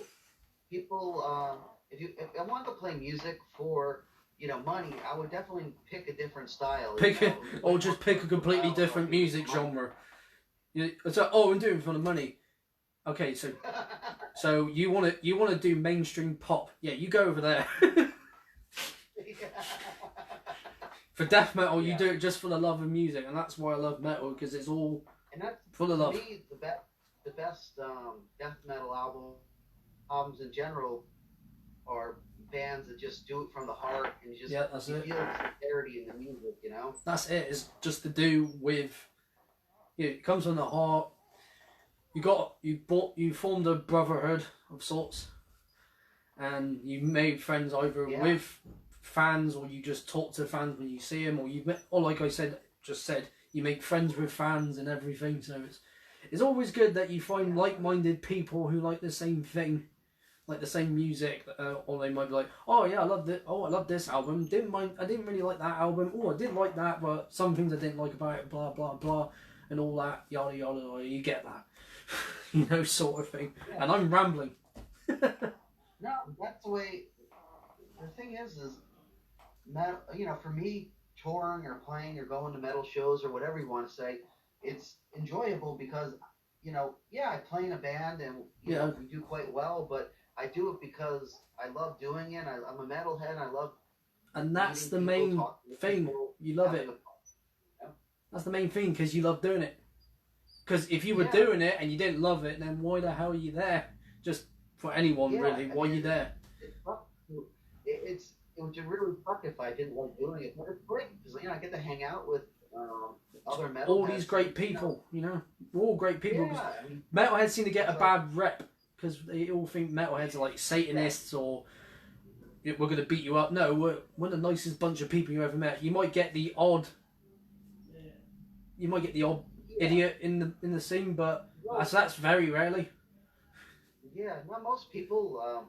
Most of the time, I have a great time. It'll just be sometimes just coincidental. I'll just be hanging out and just talk to someone, and before you know it, I'll be talking with them for fucking hours. I do that with people. Even if I just chat to random people at shows, gigs, I call them gigs. Even if I know them or not, we just have a long chat about bands because they might be wearing a band shirt that I like they're wearing a band that I like. For example, if I say Pungent Stench again, like if I saw them wearing a Pungent Stench shirt, I'd be like, oh, I like that band. Oh yeah, me too. Oh, what do you like about them? They're just cool. Yeah, I know, yeah, very heavy. Yeah. That sort of thing, just for example. So, for people that want to find your CDs, t-shirts, patches, whatever, where would they go to find them? Like, what websites would you recommend? Well, I mean, definitely at the Incantation.com site, we have a bunch of stuff available, and especially at times like this, sales and stuff like that definitely helps us a lot. And we actually, I don't know now, but I know if you do go to the site and the postage rates are too high, there's a glitch in the program that we're trying to fix. If you contact the support email on the site, they'll give you the actual postage price if you tell them what you want. Because what happened is we do our European shipping by DHL now because it's cheaper than using the regular postage service. But they, for some reason, on the site, we've been trying to integrate in there. It's been a real pain in the ass to do. Yeah. So if anyone does find any glitches with it, if you just contact support, they'll send you price of it, and if you're happy with the price, then they'll just send you an invoice that way. It's been a real pain in the ass to try to do. It's just ridiculous because these days the U.S. Postal Service charges so fucking much to ship anything to Europe that we had to find. Yeah, it's like it here as well. It's like it here as well. They charge too much. What's that? It's like here we tend to, when we're shipping things, it's a bit much to ship it. It sucks. It wasn't always like that, but now it gets kind of pricey. So, like I said, if anyone goes to the site and it seems high, it's just good to contact our support. Yeah, they'll give you the actual price. And in people that have been, if people do use the shipping price that's on the website and it's a little bit high, we've been reimbursing people on the shipping. Once we find a cheaper way, we'll just send some of the money back because we don't want to take people's shipping money or whatever. No, you don't want that. No. We refund refunded. No, that's good. No, that's good. That, Relapse. I know Relapse. Always a good site to pick up our stuff too. And Yep, I Relapse. think Relapse has a European outlet now. Yeah, Ireland, so there is one. Yeah, there is one. But yeah. So, Basically, so there you go, people. Where you can find the merch. So there you go. It definitely helps us out. I mean, these days with the touring getting screwed up and stuff like that. Yeah, because there's pandemic. Because so to be able to get the money from a little bit of money from sales and stuff like that just kind of helped us get by. Plus, a lot of that money goes towards organizing stuff for like the next tour or whatever that we are going to do. Of course. Yeah, definitely. Oh yeah. Cole's watching at the moment. Cole Willits from Memoriam Export for her. Hey, he's on it. Yeah. Good to see you. I haven't seen you for a while. Yeah. I've been chatting to him as well. He's really chill. He always posts pictures of what like beer he's got, and it's like, cool. I've had that one. It's really cool. He's got like a lot of nice ales and stuff. And it's like, you got a favourite beer you like to drink? We don't really have that good of beer in the U.S. Most of it kind of sucks. I found some good American beers, but I found some good ones. Not all of them good, but some are like, well, that's a good one. Yeah, mostly, my preference in drinking, if I'm going to drink, is usually some sipping whiskey or something like that. I prefer your favorite whiskey. But when I'm in Europe, I'll drink some beer because the beer is just better in Europe. Oh, we got a lot of good beers here in the UK. You come to the Griffin here. There's a lot of ales. Even if I get like whatever beers at the club, usually it tastes pretty damn good. Yeah, because if you come to the Griffin here in Bristol, the ales change like every single week.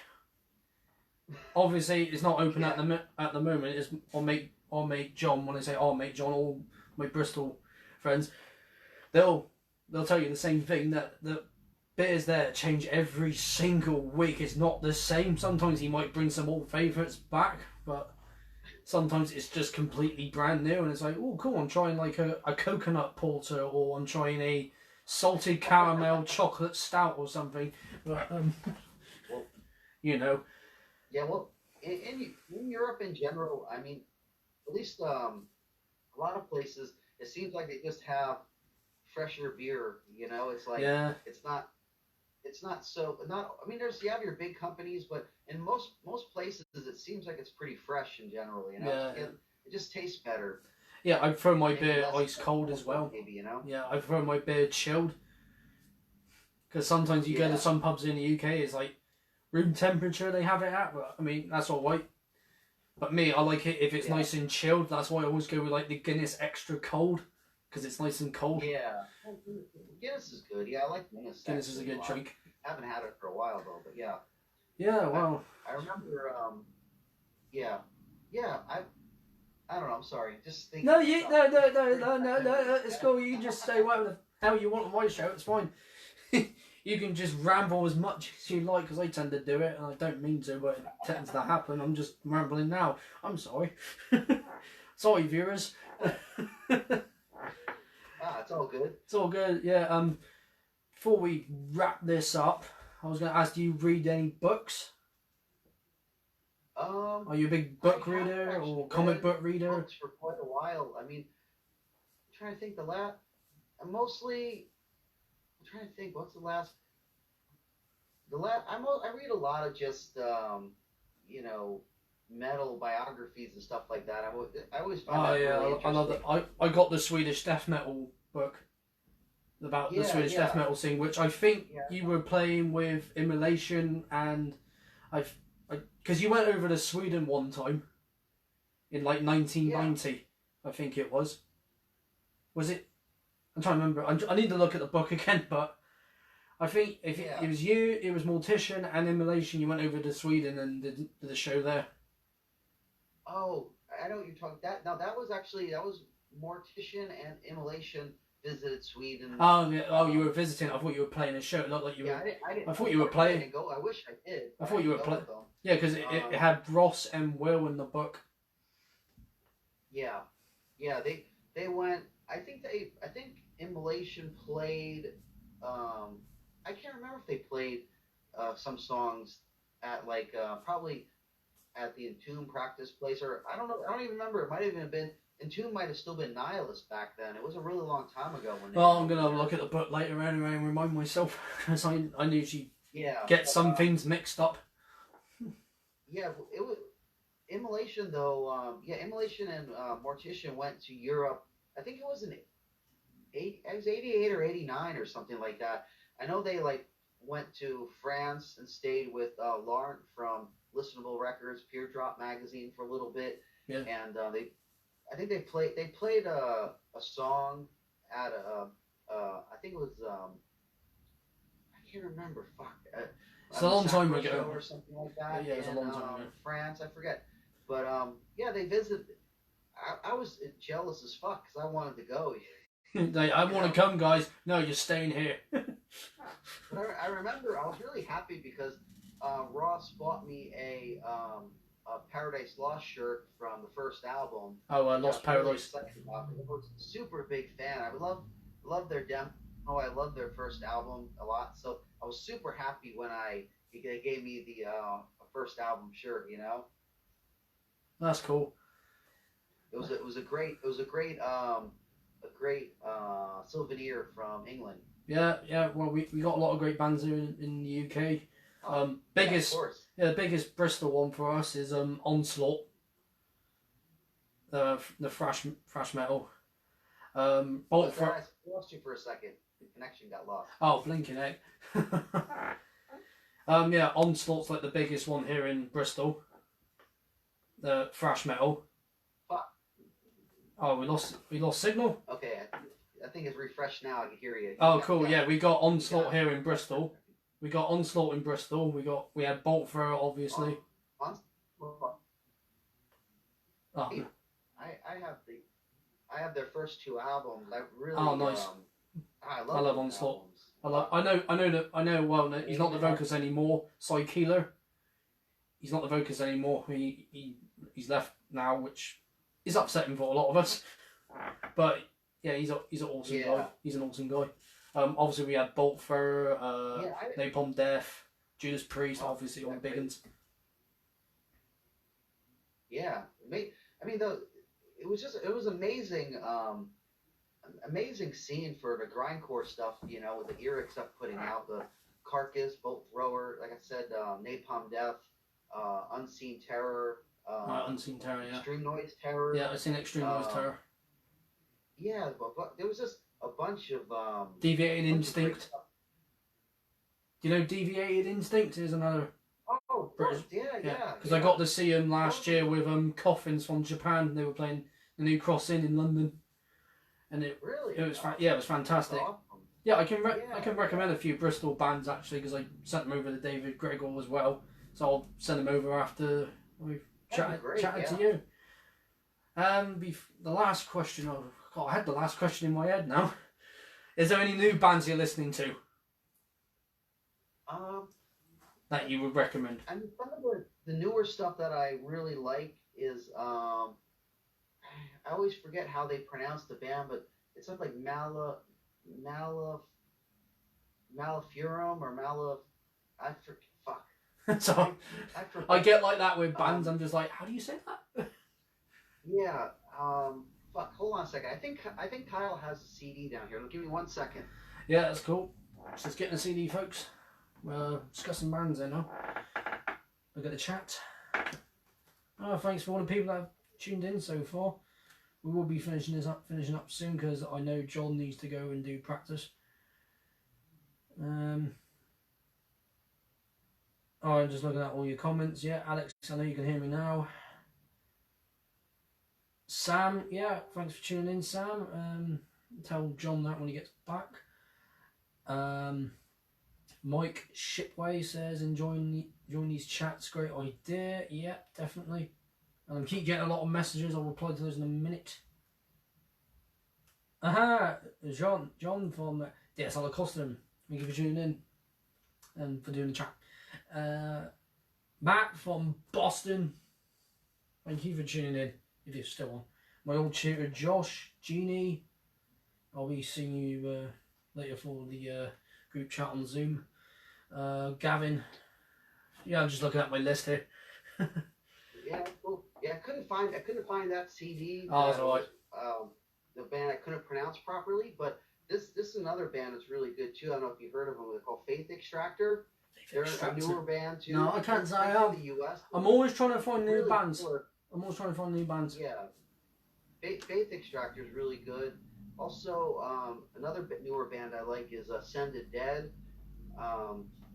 They've really been putting some killer stuff lately. I'm trying to think as far as other.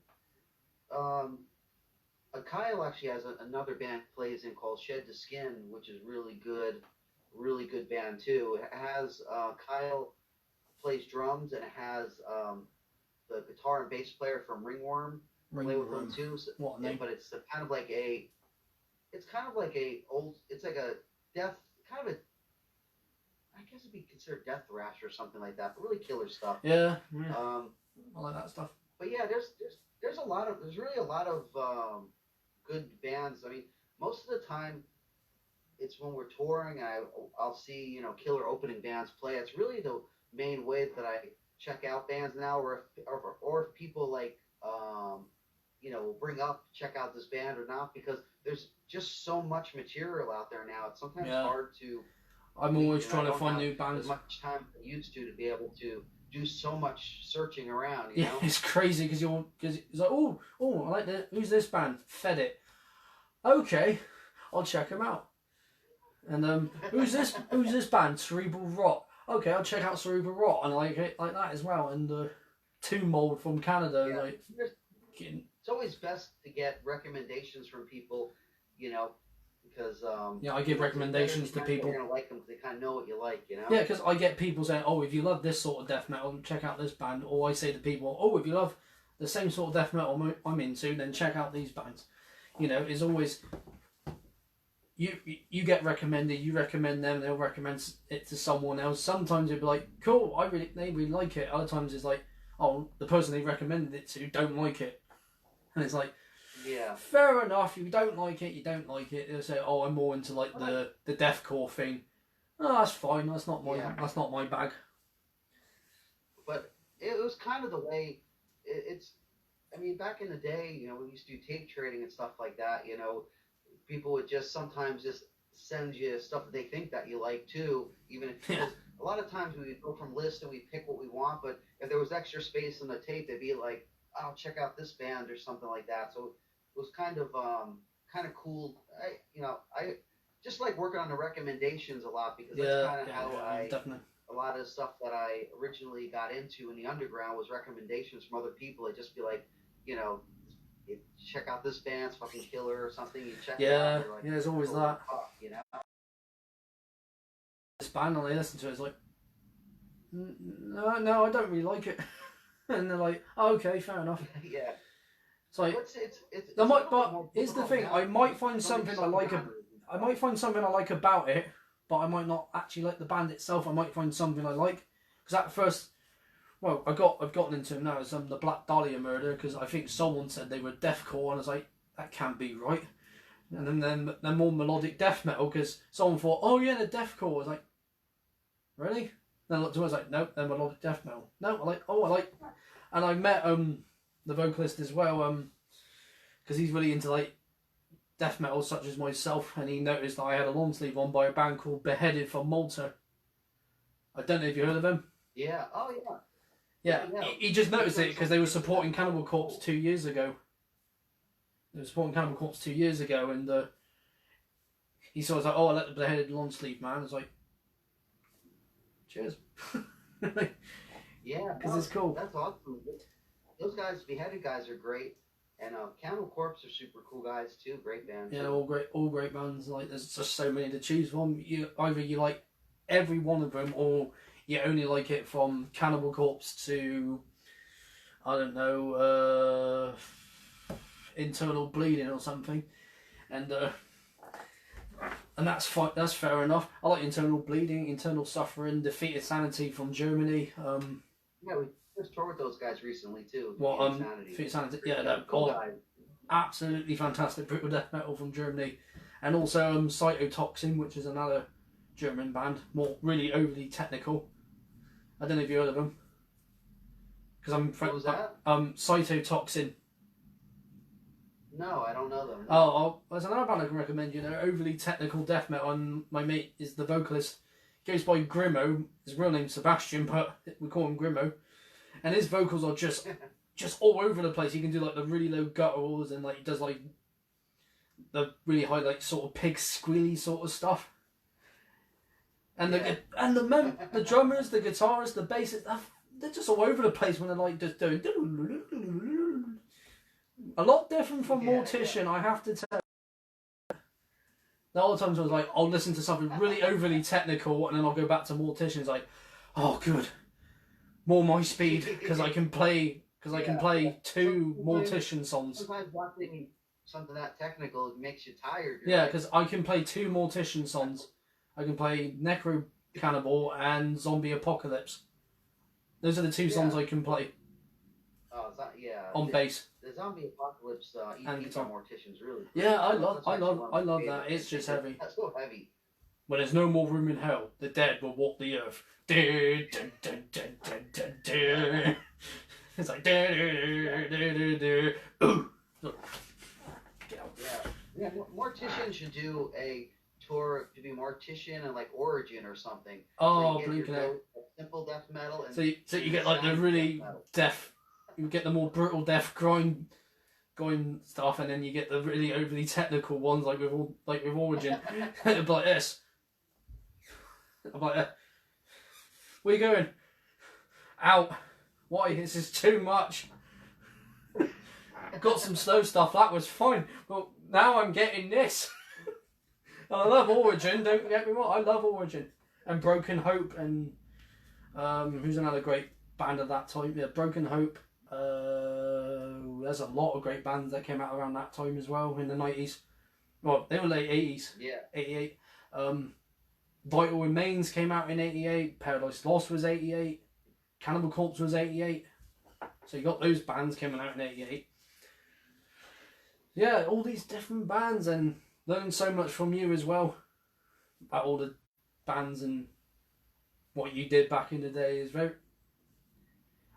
there's some things I already knew about Incantation and all that, but then learning it from someone who's in the band and that used to be a Mortician like yourself, I'm learning so much, and so many other people are learning a lot as well. So I thank you for that.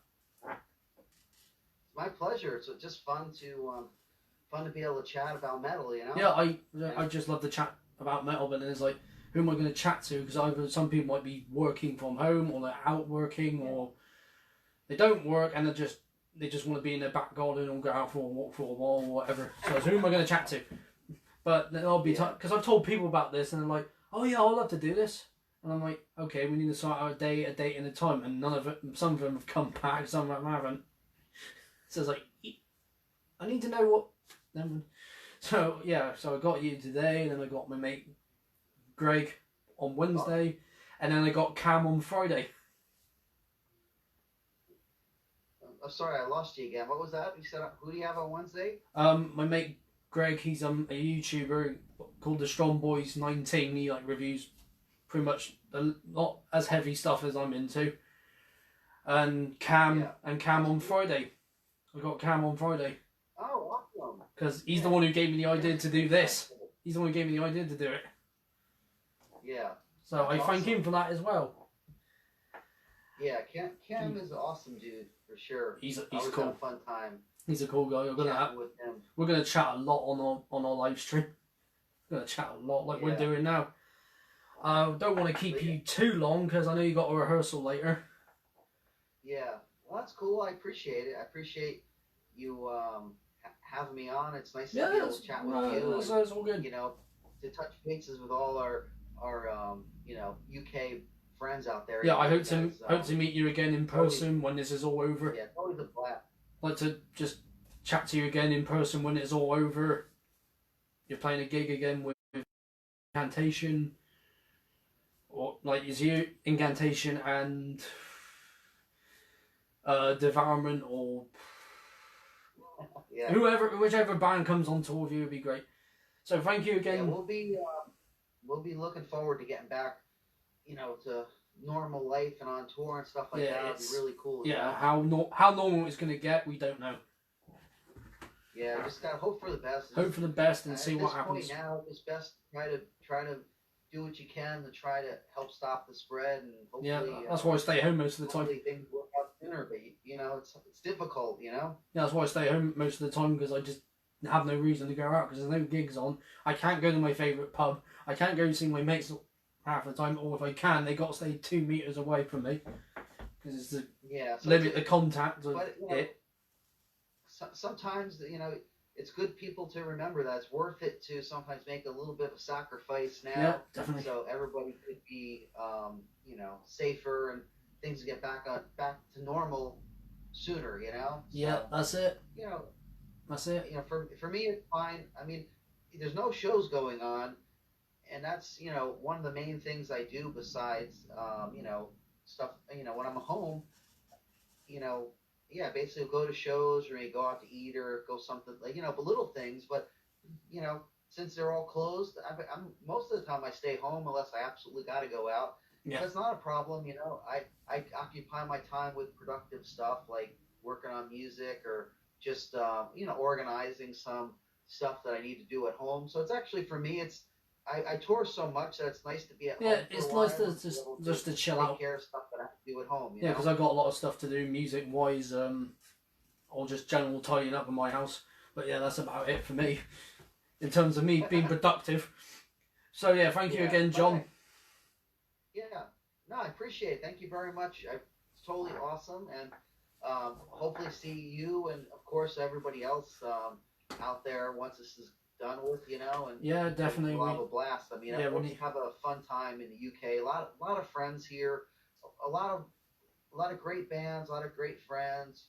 Always some cool new fans we meet at every show. Yeah, just always a great vibe. It's always great. It's always an honor for us to be able to play there. Yeah, once this is over, come back, kill us again, and yeah. We're gonna be so ready to kill as many posers as possible. You're awesome, man. Cheers for coming on, and we'll hope to keep in contact. Keep in contact. Good luck with your chat show. Hopefully things keep going good. Okay? Yeah, definitely. I'll hope to continue this after this pandemic's gone. Awesome. Cheers. Take care, brother. Take care, brother. Have a good rehearsal. Thank you. Bye-bye. Bye-bye. Well, that was a fun little chat again with John of Incantation, ex-Mortician and Revenant, and various other bands he's been in. Janie, thank you for tuning in.